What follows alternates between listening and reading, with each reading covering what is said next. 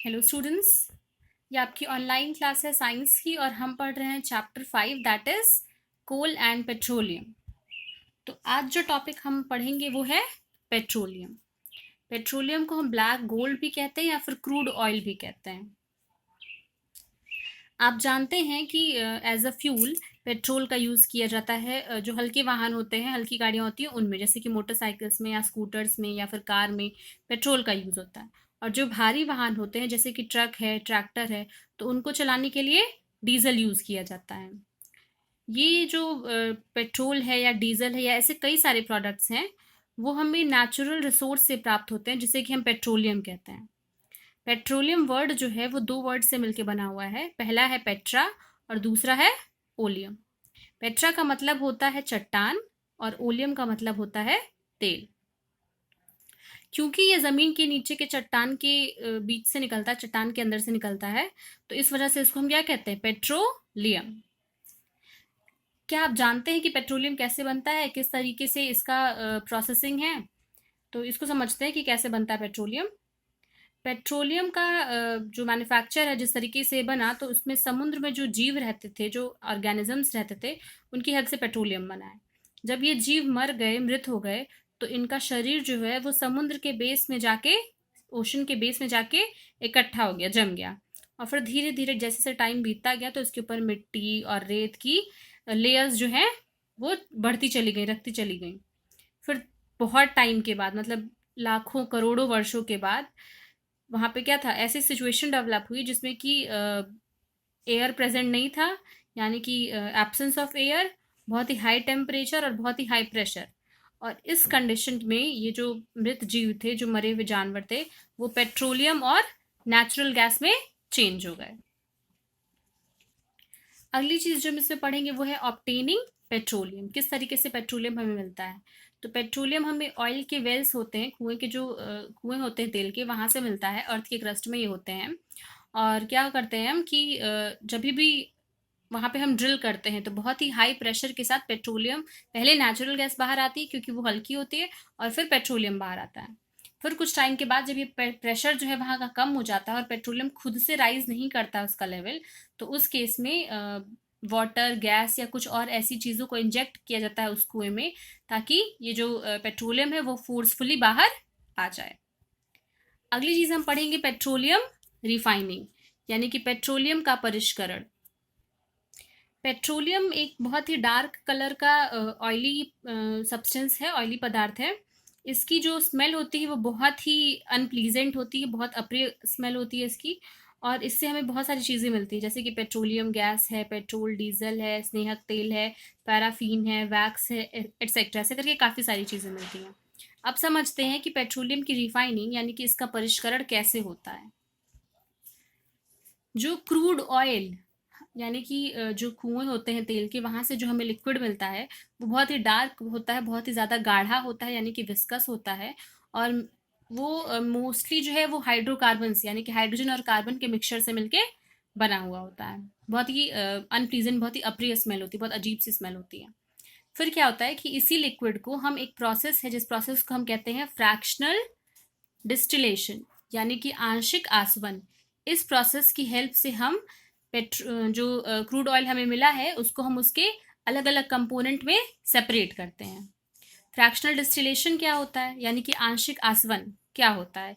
ये एक मेथड है जिसमें कि हम, ऐसे समझिए कि मान लेते हैं कि एक मिक्सचर है जिसमें काफ़ी सारी चीज़ें मिली हुई हैं, और उन जो चीज़ें उसमें मिली हैं उन सबका बॉइलिंग पॉइंट अलग अलग है।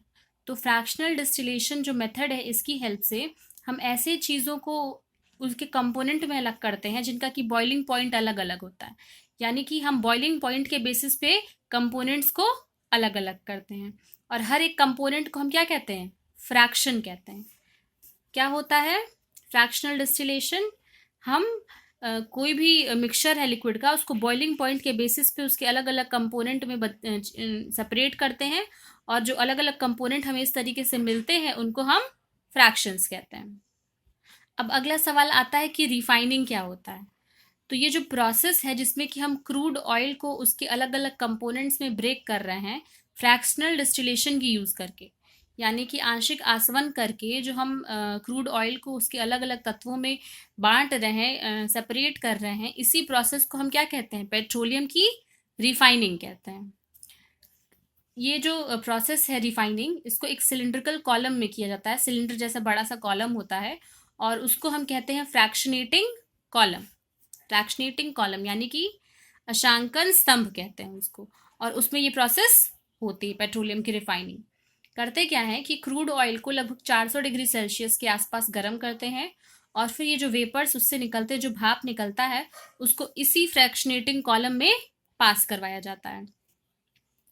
जो हैवी फ्रैक्शंस होते हैं उनका बॉइलिंग पॉइंट काफ़ी हाई होता है और जो हल्के फ्रैक्शंस होते हैं उनका बॉइलिंग पॉइंट कम होता है।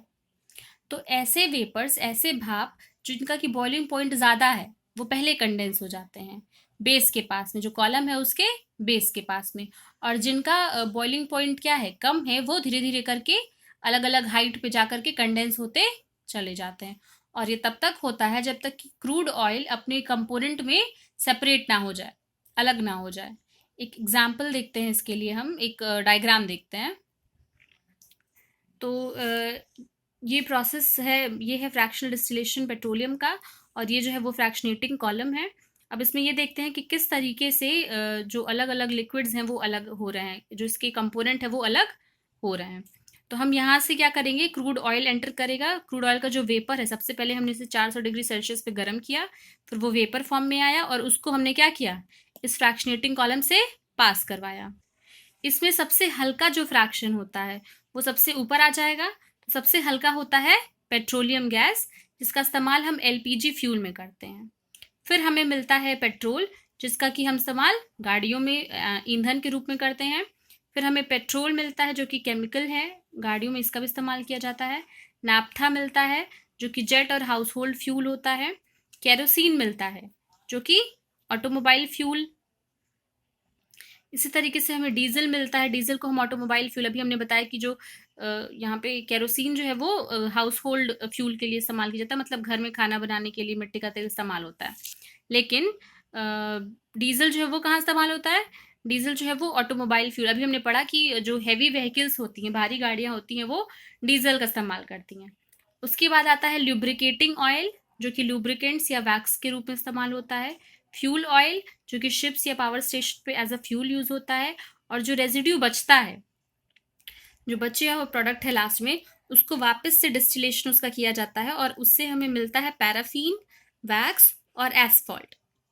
और ये डायग्राम है फ्रैक्शनल डिस्टिलेशन ऑफ पेट्रोलियम का, और जिसके प्रोसेस से जिसकी हेल्प से हमें पेट्रोलियम के अलग अलग कंपोनेंट्स मिल जाते हैं। इस तरीके से पेट्रोलियम का रिफाइनिंग करने से हमें जो प्रोडक्ट्स मिलते हैं वो है petroleum gas, petrol, naphtha, kerosene, diesel oil, फिर lubricating oil, fuel oil, residue. और रेजिड्यू से हमें क्या मिलता है वापस, अगर हम इसका डिस्टिलेशन करवाएं तो 3 चीज़ें, पैराफिन, वैक्स, मतलब पैराफिन वैक्स मिलता है हमें, और एसफॉल्ट। 2 चीज़ें हैं, ये 2 चीज़ें हमें इससे मिलती हैं। इस प्रोसेस में जो हम फ्रैक्शनल बना रहे हैं, यानी कि जो फ्रैक्शन के हिसाब से हमें चीज़ें मिलती हैं, कंपोनेंट्स मिलते हैं, उनके बॉइलिंग पॉइंट सिमिलर होते हैं। उसमें से कुछ ऐसे होते हैं जो कि इम्प्योर फॉर्म में होते हैं, जैसे कि पेट्रोल जो है वो कई सारे हाइड्रोकार्बन्स का मिक्सचर होता है, तो इसको हम वापस से सेपरेट नहीं करते हैं, इसी फॉर्म में इसको इस्तेमाल करते हैं। लेकिन कई सारी ऐसे इस फ्रैक्शंस में हमें कई ऐसे कॉम्पोनेंट मिलते हैं जिनका कि हमें प्योर फॉर्म चाहिए होता है, तो उनको फिर दूसरे तरीके से उनका सेपरेशन करके उसका जो कॉम्पोनेंट है वो अलग किया जाता है। अगला जो हम टॉपिक पढ़ेंगे वो है नेचुरल गैस, यानी कि प्राकृतिक गैस। प्राकृतिक गैस का जो रिजर्व है, यानी कि नेचुरल गैस रिजर्व, ये जहाँ पर पेट्रोलियम पाया जाता है अक्सर वहाँ पे नेचुरल गैस भी पाई जाती है। नेचुरल गैस में मेनली जो गैस होती है वो है CH4, यानी कि मीथेन। CH4, जिसको कि हम मीथेन गैस कहते हैं। ये एनर्जी का बहुत ही इंपॉर्टेंट सोर्स है क्योंकि ये एक क्लीन बर्निंग फॉसिल फ्यूल है, यानी कि जब हम इसे जलाते हैं तो बहुत ही कम प्रदूषण होता है, पॉल्यूशन बहुत ही कम होता है।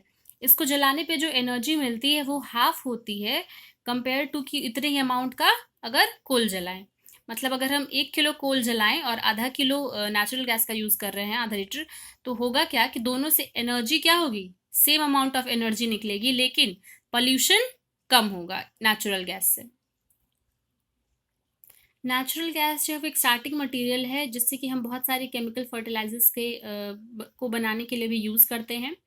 अगर एग्जांपल लें हम सीएनजी का, कंप्रेस्ड नेचुरल गैस, तो सीएनजी जो है एक नॉन पोल्यूटिंग फ्यूल है, यानी कि बहुत ही कम प्रदूषण होता है इससे, लगभग नहीं के बराबर होता है अगर हम इसका गाड़ियों में इस्तेमाल करते हैं तो। साथ ही साथ इसका फैक्ट्रीज में भी यूज़ होता है, पाइप के थ्रू सप्लाई करके इसको हम फैक्ट्रीज में भी इस्तेमाल करते हैं। सीएनजी का यूज़ एनर्जी रिलीज करने के लिए, ऊर्जा उत्पादन के लिए किया जाता है। गाड़ियों में यानी कि परिवहन में इस्तेमाल किया जा रहा है क्योंकि बहुत ही कम पोल्यूशन होता है इससे, ये एक स्वच्छ ईंधन है। सीएनजी का फ़ायदा क्या है कि इसे घरों में और फैक्ट्रीज यानी कि कारखानों में सीधे जलाया जा सकता है, जहां इसे पाइप्स के थ्रू भेजा जा सकता है आराम से, इजीली। तो ये इसका फ़ायदा है। नेचुरल गैस का यूज़ इनिशियली रसायन मतलब केमिकल्स और फर्टिलाइजर्स बनाने में किया जाता है, जैसे कि मैंने आपको बताया है। भारत में प्राकृतिक गैस के बहुत सारे विशाल भंडार है, बहुत सारी जगह पे है ये, जैसे कि हमारे देश में प्राकृतिक गैस जो है यानी कि नेचुरल गैस त्रिपुरा में पाई जाती है, राजस्थान, महाराष्ट्र, कृष्णा गोदावरी डेल्टा में भी पाया जाता है। अब जो अगला पॉइंट हम पढ़ेंगे वो है कंजर्वेशन ऑफ फ्यूल, यानी कि ईंधन का संरक्षण। हमें ये समझना होगा कि फॉसिल फ्यूल्स जो हैं, जीवाश्म ईंधन, ये non renewable sources of energy हैं क्योंकि इनको बनने में मिलियंस ऑफ ईयर्स लग जाता है, और जिस रेट से हम इनका इस्तेमाल कर रहे हैं बहुत ही कम टाइम में ऐसा होगा कि ये पूरी तरीके से ख़त्म हो जाएगा और हमारे पास इन रिसोर्सेज की कमी हो जाएगी। इसलिए इन फ्यूल्स को कंजर्व करके रखना चाहिए, संरक्षण करना चाहिए इनका, ताकि ये लंबे अरसे तक, लंबे समय तक इस्तेमाल किए जा सकें। इसके लिए साइंटिस्ट्स ने, वैज्ञानिकों ने काफ़ी सारे ऑल्टरनेटिव फ्यूल्स का भी इस्तेमाल करना समझाया है। बहुत सारे ऑल्टरनेट फ्यूल्स डेवलप किए गए हैं जिनका यूज़ करके हम इन फॉसिल फ्यूल्स को काफ़ी लंबे अरसे तक बचा के रख सकते हैं ताकि आने वाली जनरेशन भी इसको यूज़ कर सके। आप जानते हैं कि कोयला और पेट्रोलियम जो है वो फॉसिल फ्यूल से बन रहे हैं, तो ये जो है यानी कि जीवाश्म ईंधन है। तो मृत जीवों के ईंधन में परिवर्तन के लिए लाखों वर्ष लगता है, जैसा कि अभी मैंने बताया मिलियंस ऑफ ईयर्स लग जाते हैं। और कुछ तो ऐसे हैं जो कि जिनको हम जानते हैं वो बहुत ही कम टाइम तक चलेंगे, यानी कि धीरे धीरे करके इसका जिस रेट से इस्तेमाल हो रहा है तो ये एक ऐसा टाइम आएगा कि ये ख़त्म हो जाएगा, बहुत फास्ट इसका यूज़ हो रहा है। और साथ ही साथ जब इन ईंधनों को, इन फ्यूल्स को जलाया जाता है तो पोल्यूशन भी होता है। किस तरीके का pollution? Air pollution, water pollution, बहुत ज़्यादा प्रदूषण फैलता है इसकी वजह से। तो इस तरीके से ये क्या है? नुकसानदायक है। साथ ही साथ हमारी अर्थ का जो टेम्परेचर है वो बढ़ रहा है धीरे धीरे करके, ग्लोबल वार्मिंग, उसमें भी इसका रोल होता है। तो इसलिए ज़रूरी ये है, आवश्यक है कि हम इन फ्यूल्स का यूज़ तभी करें जबकि बहुत ज़्यादा ज़रूरी हो। रिजल्ट क्या मिलेगा इससे? कि हमारा इन्वायरमेंट बेहतर होगा, जो ग्लोबल वार्मिंग है उसका खतरा कम रहेगा, और ये जो फ्यूल्स हैं वो आगे के जनरेशन में भी लोगों को इस्तेमाल करने को मिलेंगे।